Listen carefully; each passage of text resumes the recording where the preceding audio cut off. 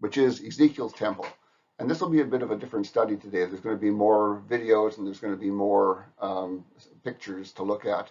And we're going to talk about this idea of Ezekiel's temple. And it's something that's quite fascinating because people have a lot of trouble with it. Why is there another temple? And this is talking about during the millennial period.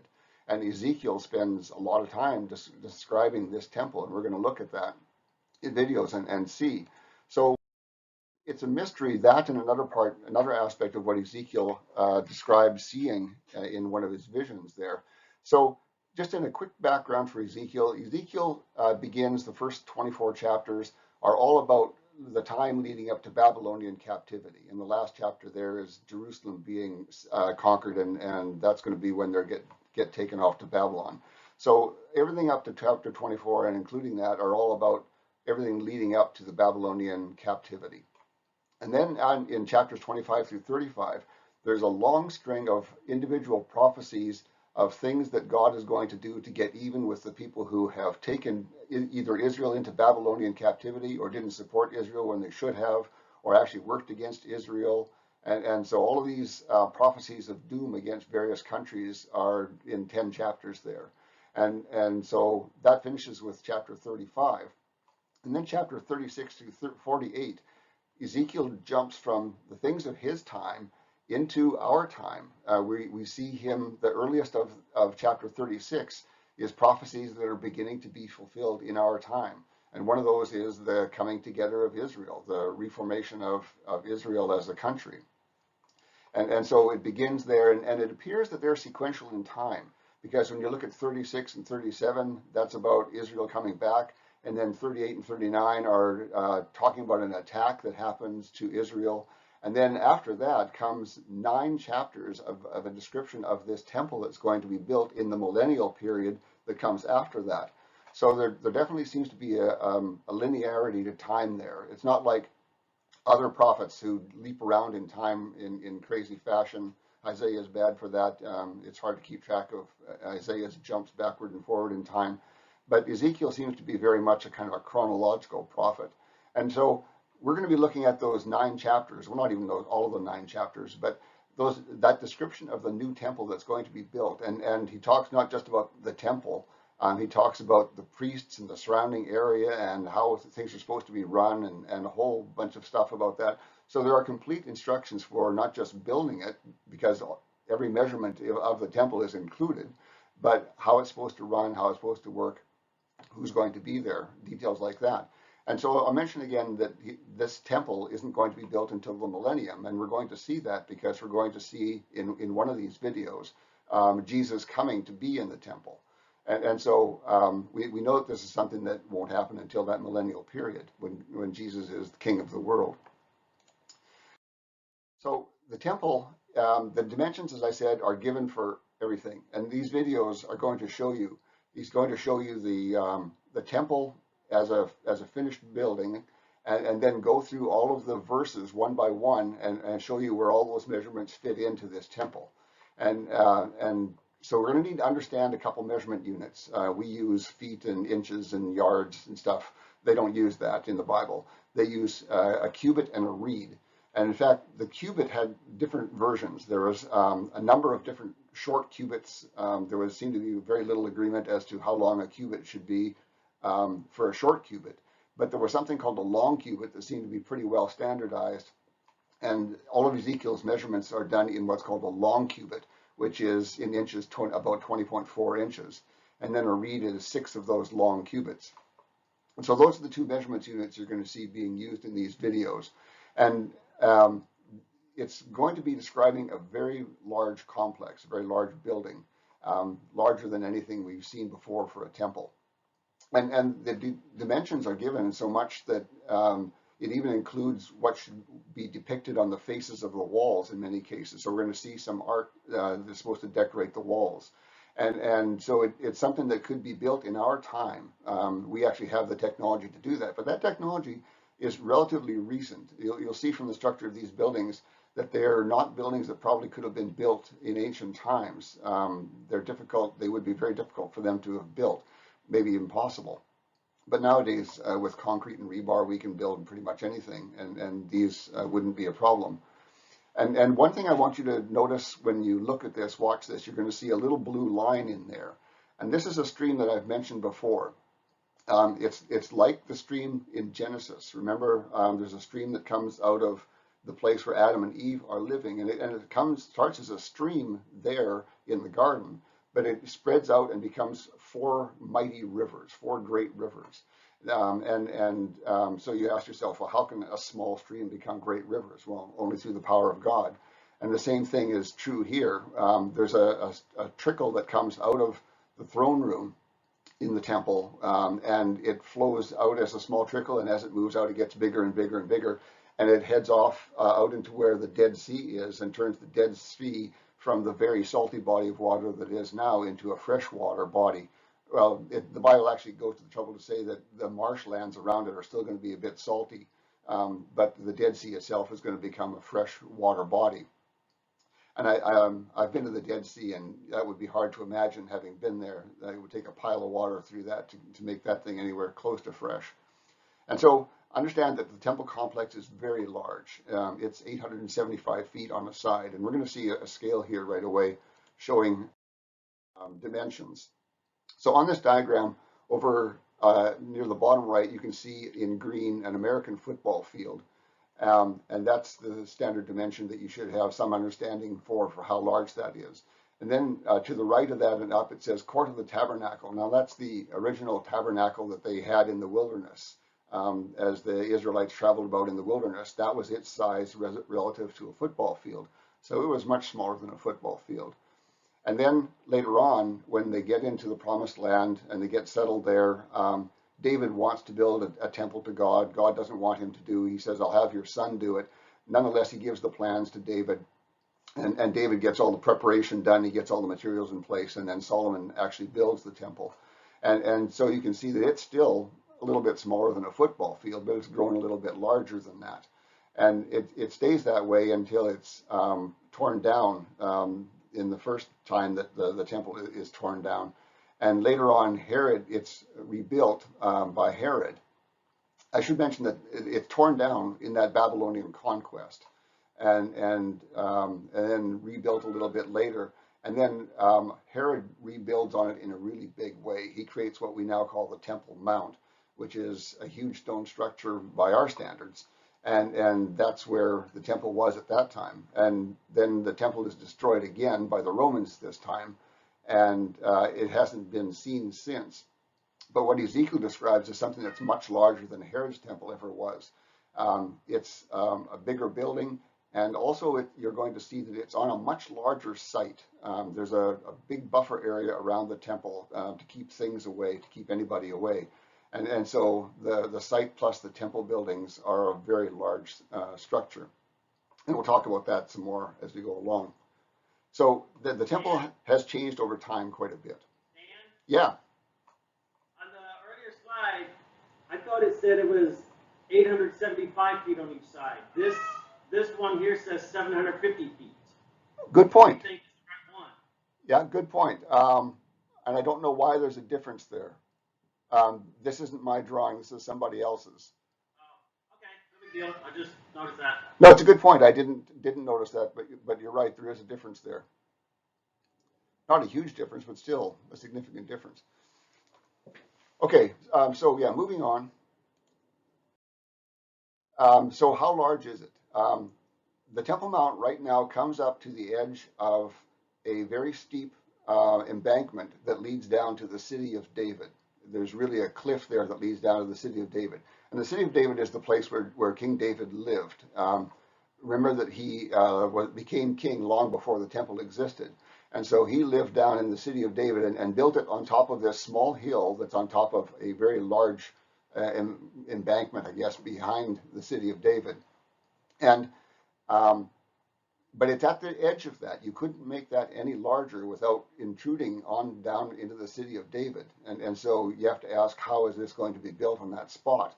And there's another problem that goes along with that. That river that I mentioned that goes down to the Dead Sea couldn't right now possibly get to the Dead Sea from there.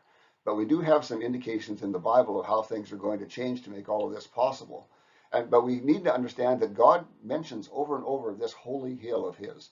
And it's believed by the Jews that this is where Abraham went to sacrifice Isaac, and it's where other things have happened in history. And so major events in God's calendar have always happened on this hill. And you wouldn't call it any more than a hill. It's not a mountain. You wouldn't call it that in this time. But the Bible does talk about it as becoming a mountain. And so Zechariah tells us about a great earthquake that's going to strike that area. And he says it's going to split the Mount of Olives in such a way that there's going to be a northern half and a southern half. And the northern half is going to move north, and the southern half is going to move south. And what that does, he doesn't say it that way. He just says that's what's going to happen. But we know what that happens with that is it makes it possible for a river to actually go from the Temple Mount down to the Dead Sea now, because it has to travel east to get to the Dead Sea from there. So Zechariah is setting up the conditions that would be necessary for that part of it. And other descriptions of Jerusalem at that time talk about this big earthquake reshaping that whole area, pushing it up apparently, and lifting up the Temple Mount, so it's going to be higher than it is now. And you've probably never been to Israel or to Jerusalem, but the center of Jerusalem is really down in a valley, and it's surrounded by hills. And the idea seems to be from the Bible that all of that internal area is going to be lifted up to become higher than the hills that are now quite a bit higher than it.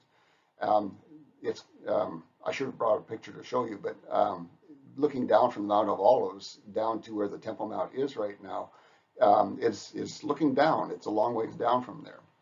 But other prophets talk about this, a major change happening in this area. And even Ezekiel talks about this. He says, this is the law of the temple. All the surrounding area on top of the mountain will be most holy. So he's talking about something that's now a mountain and not just a little hill. And so, as I said before, right now you wouldn't call it a mountain. It's just a little bump. In fact, Solomon's temple covered that bump, and Herod's temple covered an area much larger than that bump. In fact, Herod's temple covers it so much that nobody is exactly sure where that bump is anymore. Things are going to change in that area. We know that, and we can see that those changes from what the Bible says are going to make these things possible. It's going to become possible for a temple like is described in Ezekiel here to do that.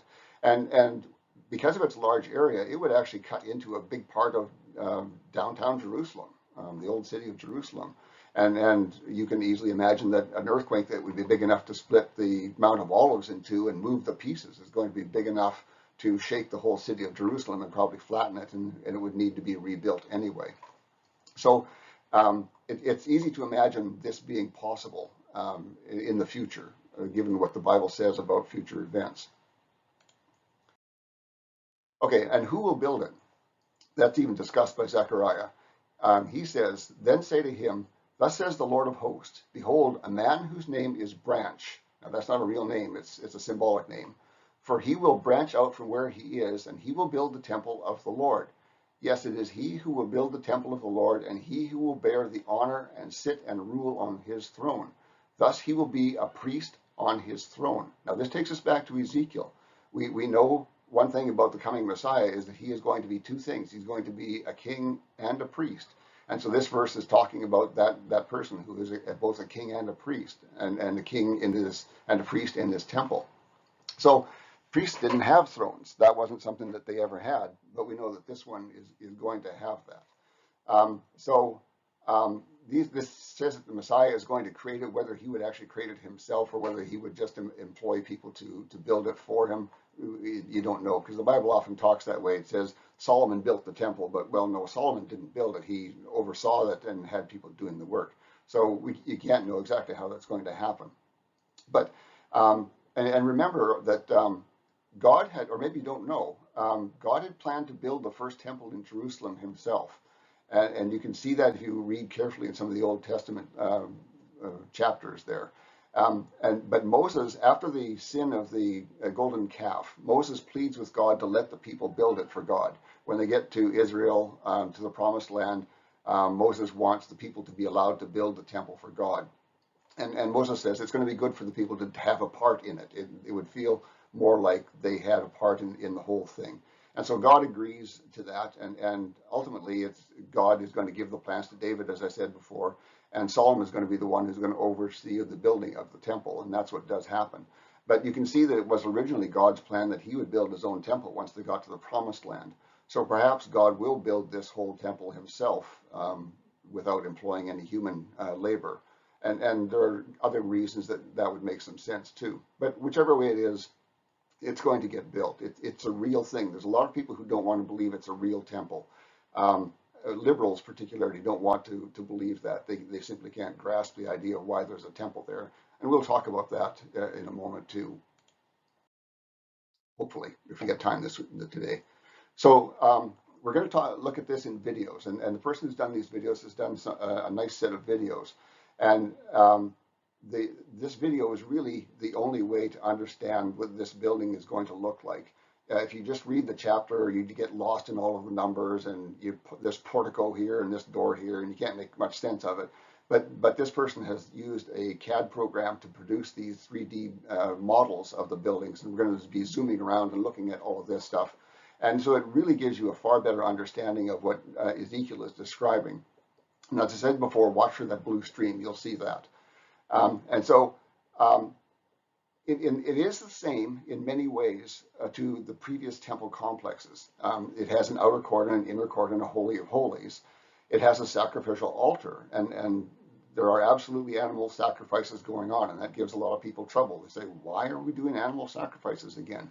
And at the end of the study, if we get that far today, we'll look at that.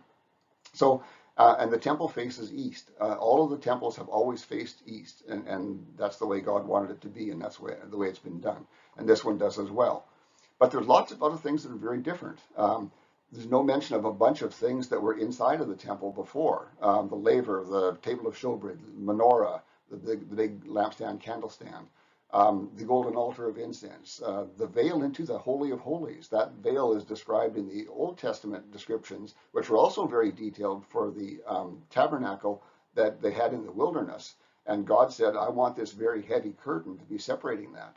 But in this one, there's no mention of any such thing as a curtain between them.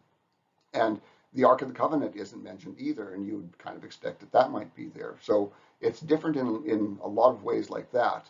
So we're going to look at that now, the first section here. This is going to be the first chapter of Ezekiel. And up here in the top left, you're going to see the verses as he goes along and describes each verse and what each verse says about the dimensions.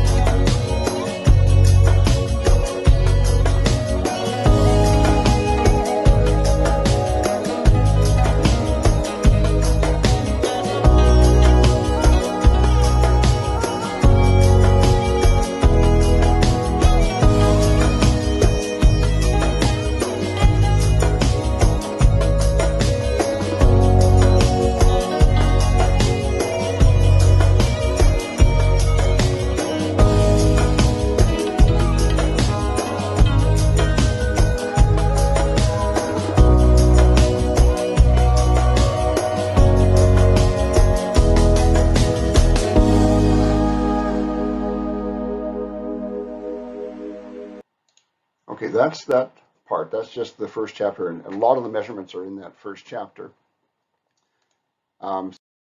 You got to see a lot of the dimensions there, and kind of the final product of what it's all going to look like. And those tall buildings, if you noticed, are 100 feet tall, and they're kind of narrow and squarish buildings. And I think those would have been a challenge back in Ezekiel's time. So now the next video, which is going to be chapter 41, talks more about that main temple building that it just kind of got to at that point. We saw a little bit of the inside and the porch area, the entrance to it. And now he's going to go into it in chapter 41 and detail that a lot more, inside and outside. And then he's going to start talking a little bit about buildings that are also on the outside of that. So I think you all know this, but I'll say it anyway. In Moses' temple, the priests were allowed to go inside that building, and they did that as part of their sacrificial duties. But only one day per year, and only the chief priest was allowed to go into the Holy of Holies. And you'll see that Holy of Holies as a separate section here, but you won't see that veil. And that's the curious thing here, is why is that veil not there? And so, but you'll see that in this next video that we're going to go to next.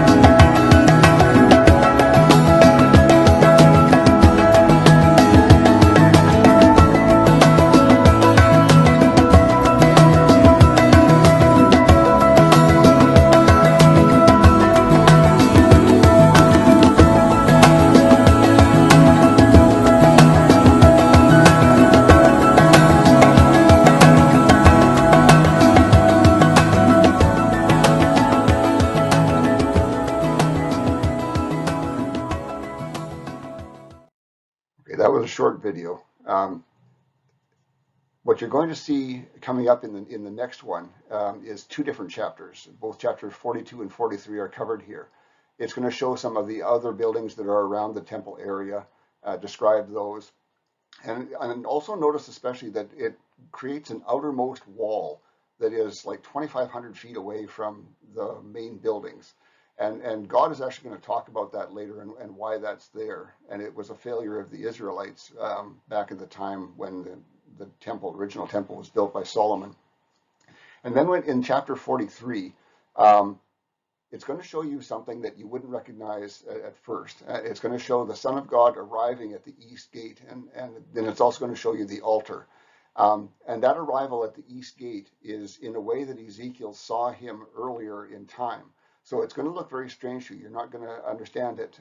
If you kind of watch for the wheels within wheels, you've probably heard of Ezekiel talking about wheels within wheels, then you'll recognize when it's there. And maybe I'll say something also to let you know. The artist here is using a little bit of artistic license, is what we call it, filling in the blanks where things aren't entirely clear. But it's a pretty reasonable interpretation of what Ezekiel describes this vehicle, this ride of God that he comes in on. And he comes in via the east gate, and Ezekiel talks about that too. That is his gate to enter in and nobody else's gate to enter in. And that was the first gate that we saw described. So now we'll look at that one.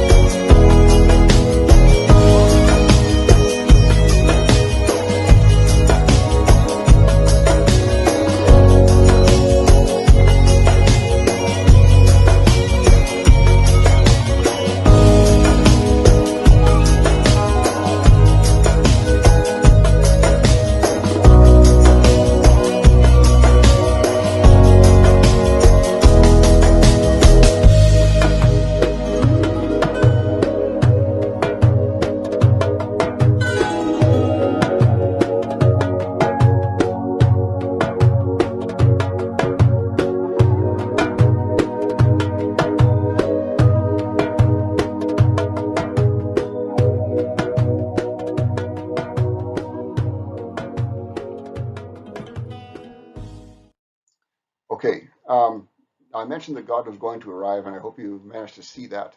It would have looked very strange if you didn't understand what was going on.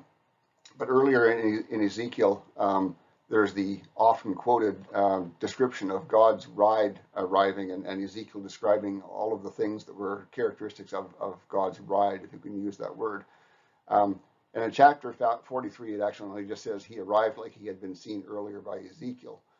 But nonetheless, his ride is described as a throne over a transparent layer. And below that there are, it says, I wrote 4 or 3, but it's actually 4 angels, obviously. I gotta fix that.